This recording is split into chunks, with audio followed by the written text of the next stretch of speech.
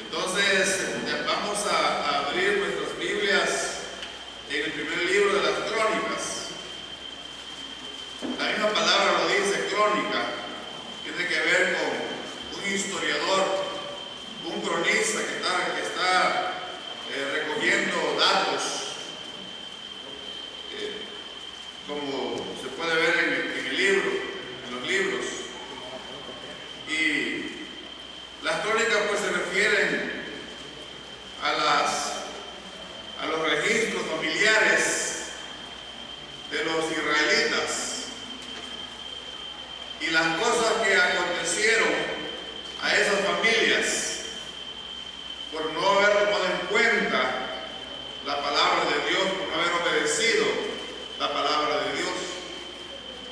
Entonces yo sé que es un poquito aburrido leer las crónicas porque es de datos, de nombres, de fechas, pero repito, las crónicas están llenas de grandes bendiciones, de datos de mucha bendición para los creyentes, para la aplicación en la vida cristiana. Y de este primer libro de las Crónicas elegimos el capítulo 4.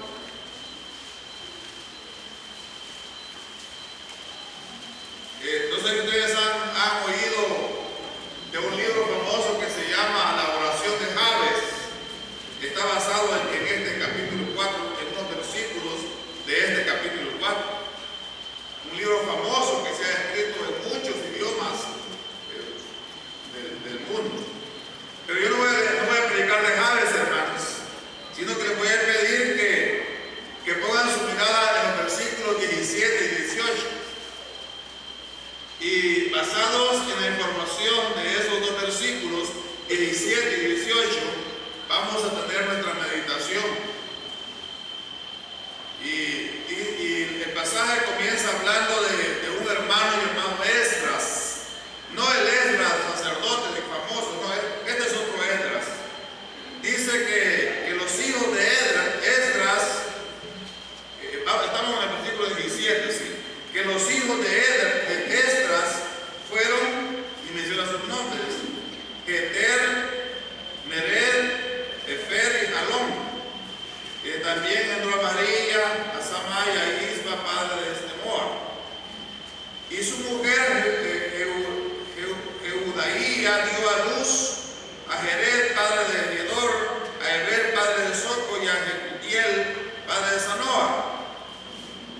Y dice al final del versículo 18, estos fueron los hijos de Pitia, hija de Faraón, con la cual casó Mered. Entonces, de todas las palabras de los versículos 17 y 18, vamos a centrar nuestra atención en un matrimonio que se formó. El hermano Mered, hijo de Esdras, y la hermana Pitia, que era hija del faraón, dice el pasaje. Entonces nos vamos a centrar la atención en el hermano Mered y en la hermana Pitia. Mered pues dice que era hijo del hermano Esdras, pero que Pitia era hija del faraón. Interesante la información. Interesante. Espero que en los poquitos minutos que tenemos podamos aprovechar al máximo la enseñanza cristiana acerca de esta información que da el pasaje. Y entonces, como siempre, hay que ponerle un título al sermón. Le hemos puesto este título: lo que es imposible para los hombres es posible para Dios. Y de hecho Jesús dijo esas palabras en el Evangelio. Lo que es imposible para los hombres, lo que es imposible para los hombres, es posible para Dios. Entonces, hermanos, como ya leímos, en resumen, lo que el pasaje dice es que el hijo de Esdras, llamado Mered, se casó con una mujer llamada Pitia, que dice el pasaje que era hija de Faraón. Ya hemos oído de los faraones. Entonces, hermanos y hermanas y amigos, esta mujer pertenecía a la nobleza, o sea, era la hija del faraón, pertenecía a la nobleza y como miembro de la nobleza gozaba de todos los privilegios que gozaban los príncipes en la corte del faraón.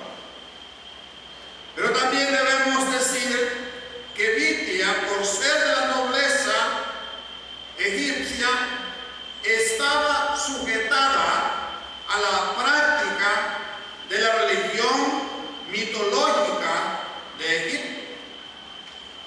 Recordemos, hermanos, que en la mente de los egipcios no había dioses poderosos como los dioses de Egipto. Porque no olvidemos que en aquel tiempo, en la mentalidad pagana, el poder de los dioses se medía de acuerdo a la situación económica, política y social de los pueblos. En aquel tiempo Egipto era la nación soberana del mundo y en la mente de los paganos ellos pensaban que los dioses de Egipto eran los más poderosos por la situación en que vivía el pueblo egipcio. Así que el poder de los dioses se medía por la situación de los pueblos. Digamos otra cosa más.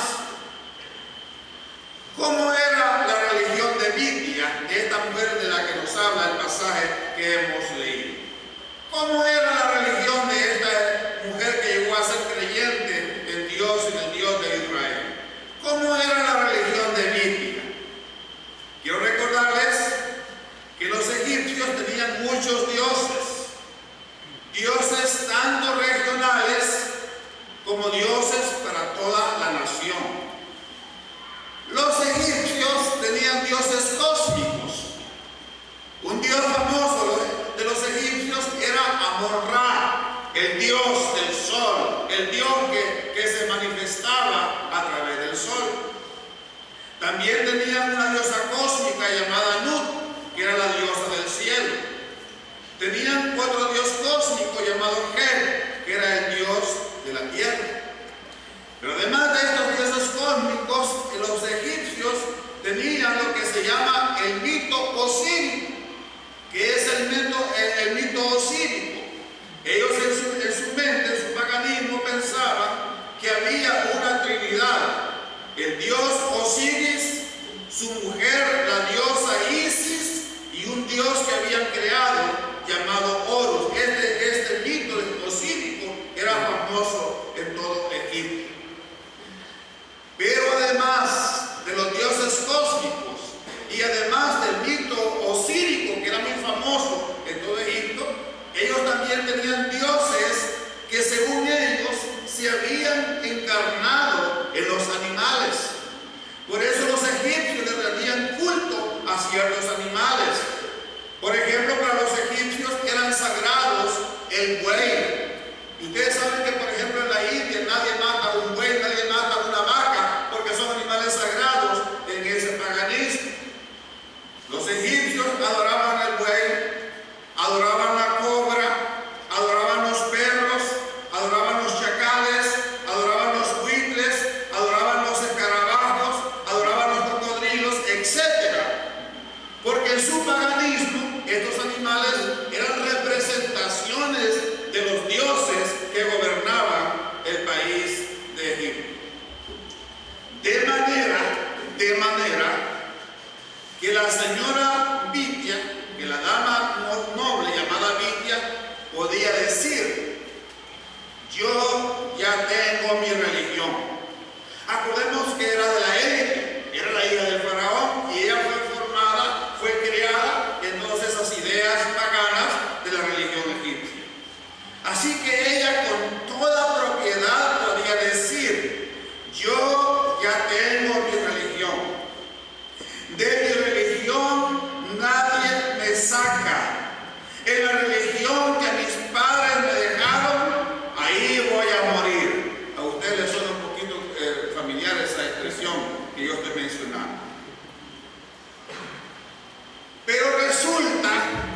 que la gracia de Dios llegó a Egipto.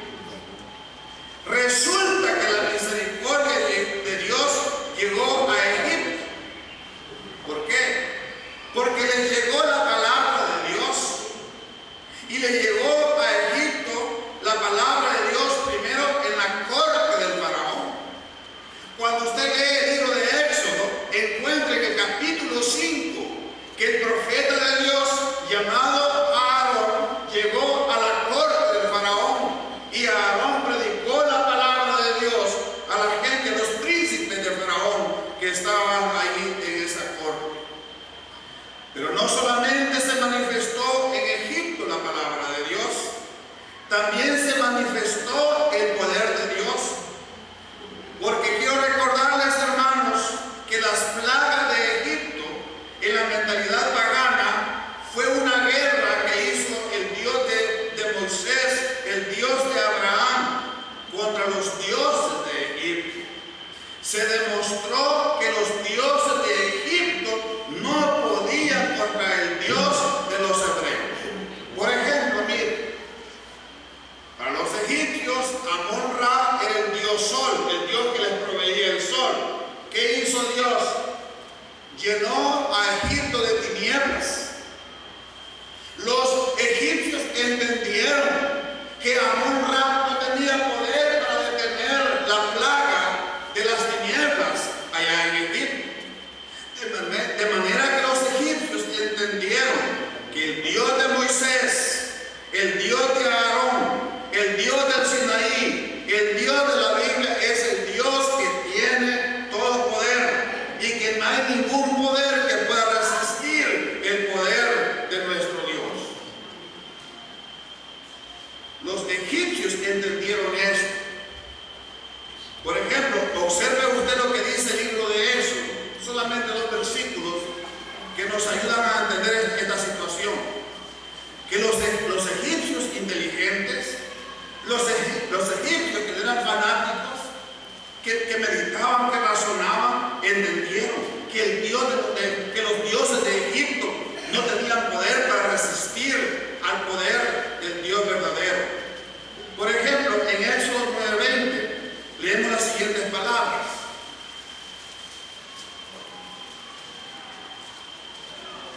Cuando llegó la plaga de granizo, que Dios anunció que vendría la plaga de granizo, dice la palabra de Dios en el versículo 20: de los siervos de Faraón, oiga, de los siervos de Faraón, el que tuvo temor de la palabra de Jehová, hizo huir sus criados y su ganado a casa.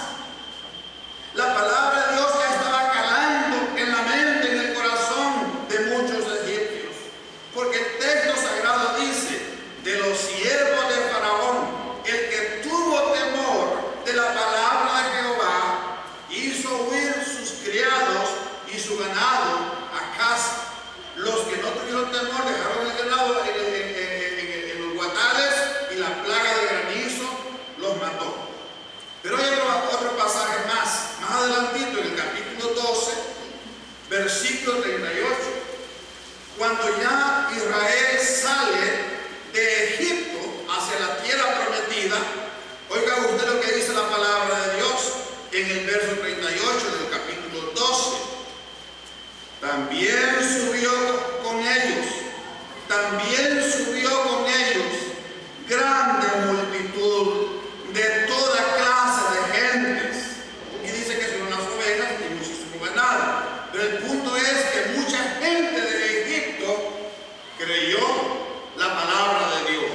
Abandonaron el paganismo egipcio y se entregaron por la fe al Dios de Israel. Entonces, en primer lugar, nos dice la palabra de Dios que la hermana Bitia, cuando ella oyó la palabra de Dios, abrazó la fe del pueblo de Dios. Ella creyó el testimonio. Su fe en la palabra de Dios le llevó al abandono de las riquezas pecaminosas de Egipto. Lo que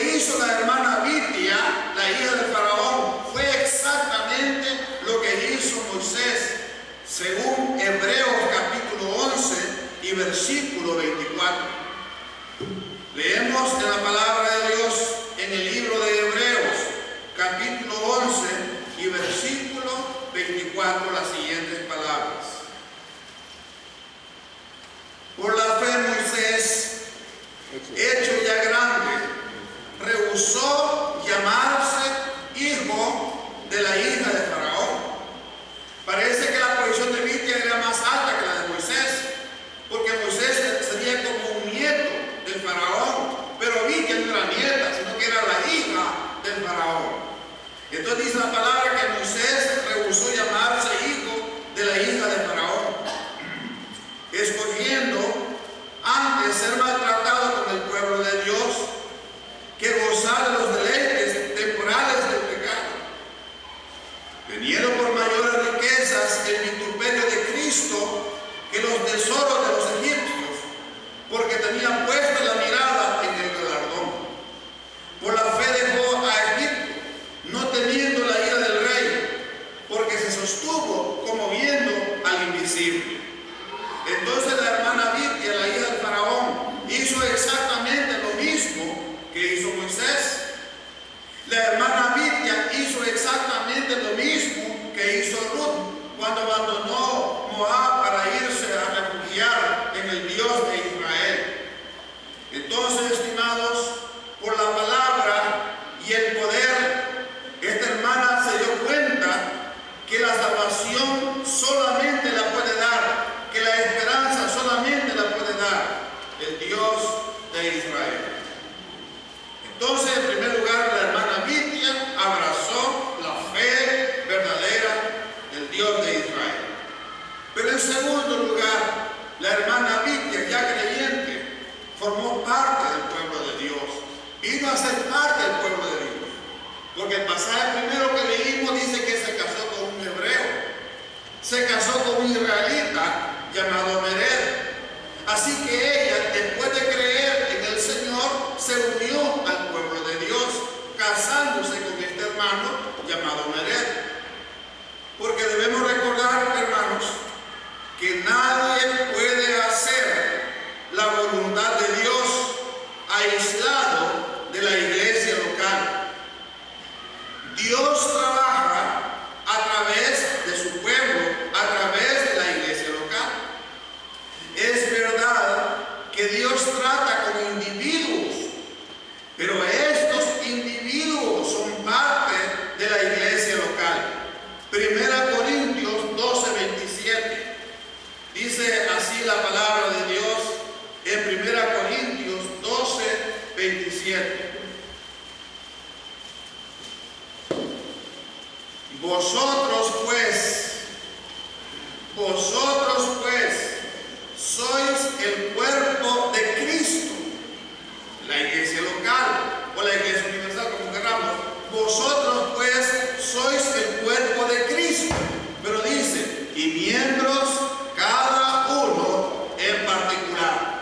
Así que la hermana Midian creyó en el Dios de Israel, pero se unió al pueblo del Dios de Israel. Quiero recordarles, hermanos y hermanas, que solo como iglesia podemos vivir la palabra de Dios y difundir la palabra de Dios. Otro pasaje, estamos en 1 Corintios 12, unas horitas atrás está el libro de Romanos. Y en el libro de Romanos, capítulo 10, se nos enseña este principio de la iglesia local. Romanos capítulo 10 y versículo 13. Romanos 10:13. Porque todo aquel, estamos en el 13, porque todo aquel que invocare el nombre del Señor será salvo. Y eso fue lo que hizo la hermana Midian.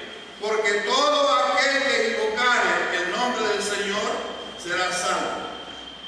¿Cómo pues invocarán a aquel en el cual no han creído? ¿Y cómo creerán en aquel de quien no han oído? ¿Y cómo oirán sin haber quien les predique? ¿Y cómo predicarán si no fueren enviados? ¿Quiénes ¿quiénes son los que envían? Envía la iglesia local, envían los miembros de la iglesia local. No se puede servir a Cristo, no se puede ser fiel a Dios aislados de la iglesia local, hermanas y hermanos. Por eso la hermana Vitia, después que creyó la palabra de Dios, ella se unió, formó parte del pueblo de Dios. Pero en tercer lugar, primero creyó la palabra de Dios. Segundo, se unió al pueblo de Dios. Pero en tercer lugar, peregrinó con el pueblo de Dios. Peregrinó con el pueblo de Dios. Es decir, que salió de Egipto y se fue como israelita por el desierto hacia la tierra prometida. Hermanos, el escritor de las crónicas está mencionando a toda la gente que regresó de la cautividad y está hablando de cómo se formó el pueblo de Israel, de cómo descendió el pueblo de Israel a partir de Abraham. Entonces lo que la Biblia está diciendo es que la hermana Vitia, después que creyó en la palabra de Dios, se fue con el pueblo de Dios que salió de Egipto y ella se fue hacia la tierra prometida. Porque no se puede creer en el Dios verdadero y seguir viviendo en el mundo de Egipto. No se puede. Usted no puede ser creyente en Cristo y siguiendo las prácticas de idolatría en el mundo. Usted no puede ser creyente y siguiendo en la Sodoma del mundo. No se puede. Hay que peregrinar con el pueblo de Dios. Hay que peregrinar con el pueblo de Dios. No se puede creer en el Dios verdadero y seguir viviendo en el mundo de Egipto. Por eso la palabra de Dios en Apocalipsis 18:4 da este ánimo a los creyentes, hombres y mujeres. Porque yo sé que en muchos hay temor de lo que diga fulano, de lo que diga sultano, de lo que diga el abuelo, de lo que diga el tío, de lo que diga la tía. Pero a usted no le debe importar eso. A usted debe importarle lo que dice la palabra de Dios. A Vitia no le importó el comentario de las damas de la nobleza egipcia. Lo que Vitia hizo fue obedecer la palabra de Dios. Por eso dice la palabra en Apocalipsis 18:4. Y oí, dice la palabra, otra voz del cielo que decía, ¿qué decía Dios? ¿Qué dijo el cielo? Salid de ella, pueblo mío, para que no seáis partícipes de sus pecados, ni recibáis parte de sus plagas. Entonces Vitia, después que creyó la palabra de Dios, se unió al pueblo de Dios y salió con el pueblo de Dios a la peregrinación. Así que la hermana Vitia renunció a una gloria terrenal por una gloria celestial. La hermana Vitia renunció a una gloria temporal por una gloria eterna, la gloria que ofrece nuestro Señor Jesucristo. Pero además, en la peregrinación que hizo Vitia con el pueblo de Dios, cuando llegó al monte Sinaí, ella, igual que los demás israelitas, recibió la ley de Moisés. Estimados hermanos, estimadas hermanas, Dios a través de su ley nos enseña cómo vivir o nos define la ética con la cual vamos a vivir. La ley de Moisés define la ética. ¿Cómo necesita nuestra sociedad funcionarios que tengan ética? ¿Qué tan importante es la ética en los médicos, en los abogados, en los ingenieros, en las enfermeras, en los profesores, en los negociantes, en los políticos, quien sea? Necesitamos la ética para servirle a Dios. Y cuando Vitia salió con el pueblo de Israel y llegaron al Sinaí, ellos recibieron allí la ética definida a través de la ley de Moisés. Pero no solamente Vitia recibió la ley, también recibió el entrenamiento para poner en práctica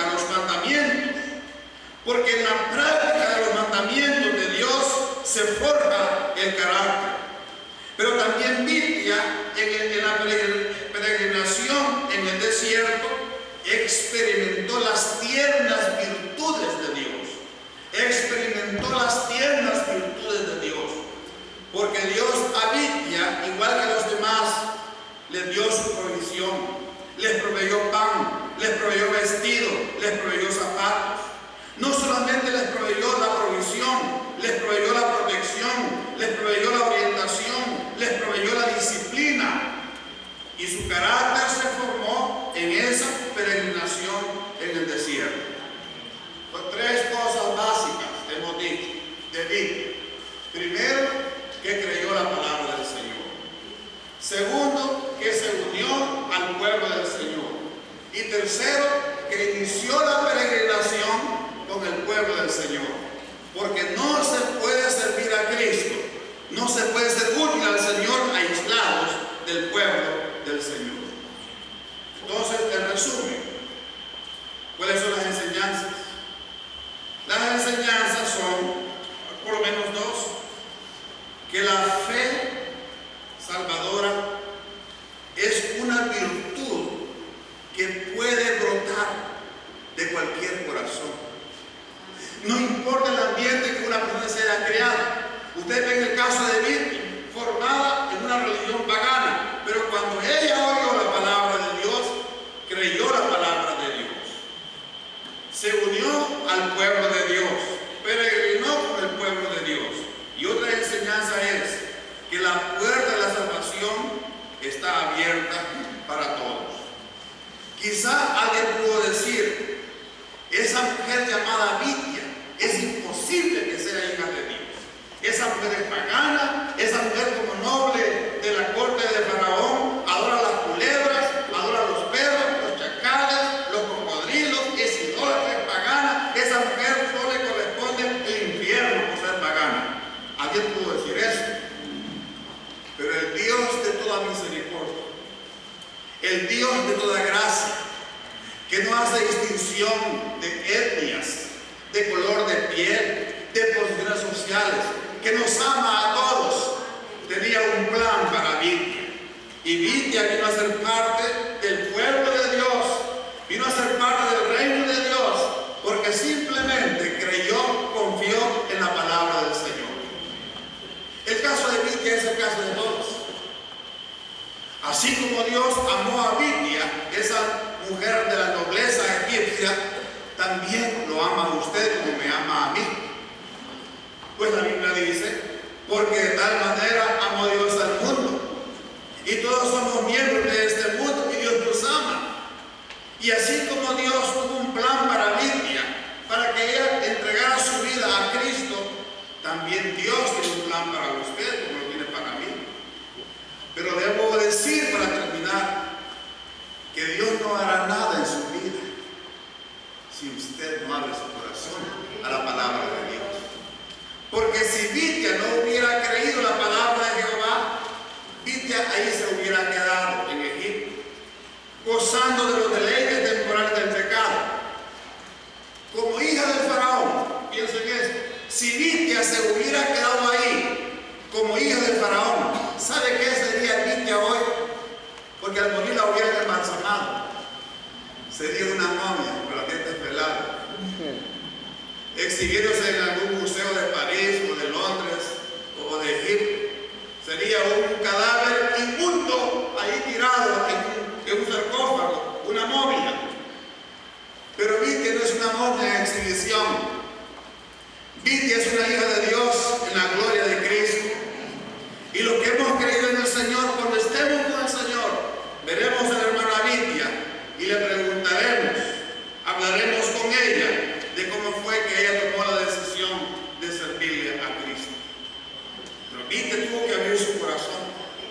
Lo mismo le digo a usted, si usted al oír la palabra de Dios no abre su corazón a la palabra de Cristo, Cristo nunca hará nada en su vida. Pero Dios quiere obrar en usted. Dios quiere obrar en usted. Yo quiero, los hermanos, que oremos al Señor, que pidamos al Señor que el Espíritu Santo obre en usted,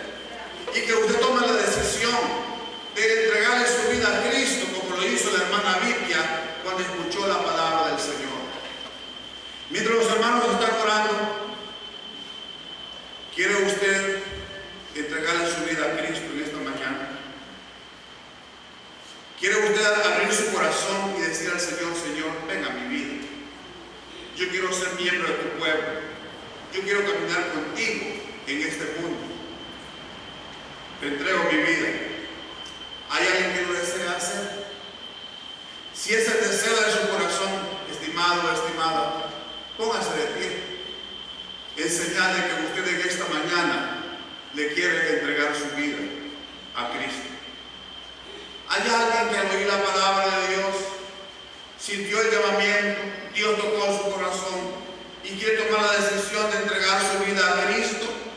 Yo le invito para que se ponga de pie en señal de que usted esta mañana le entrega su vida a nuestro Señor Jesucristo. La Biblia dice, si oyereis hoy mi voz, no endurezcáis el corazón. ¿Hay alguien? ¿O habrá alguien que desea reconciliarse con el Señor? ¿Habrá alguien que desea hacer votos de reconcilio con el Señor? Votos de consagración al Señor. ¿Hay alguien que desea hacerlo? También le invitamos en el nombre del Señor. La Biblia dice, hoy es el día aceptable. Hoy es el día de salvación. Por última vez, hay alguien que se pone de pie en señal de que desea hacer un pacto con Dios, de entregarle su vida al Señor, de vivir para el Señor. Le invitamos en el nombre del Señor. Si usted lo quiere hacer, le invitamos en el nombre del Señor. Y si no, vamos a orar y luego vamos a ofrecer los elementos de la cena del Señor. Oremos. Señor, gracias te damos por el testimonio de esta mujer que, siendo una mujer formada en la tradición religiosa de Egipto con fuertes lazos religiosos, pero cuando oyó la palabra de Dios, entregó su corazón a Cristo, abrazó la fe de Israel, se unió al pueblo de Dios y peregrinó con el pueblo de Dios. Gracias, Señor, por el testimonio de este hermano, y te pedimos, Señor, que ayudes a nuestros amigos y a nuestras amigas que oyeron tu palabra, pero no tuvieron la decisión de entregar sus vidas a Cristo. Dales otra oportunidad, Señor, te pedimos. Y bendícenos, Señor, en la celebración de la ordenanza de la Santa Cena. En el nombre de Jesucristo lo pedimos para tu alabanza y gloria.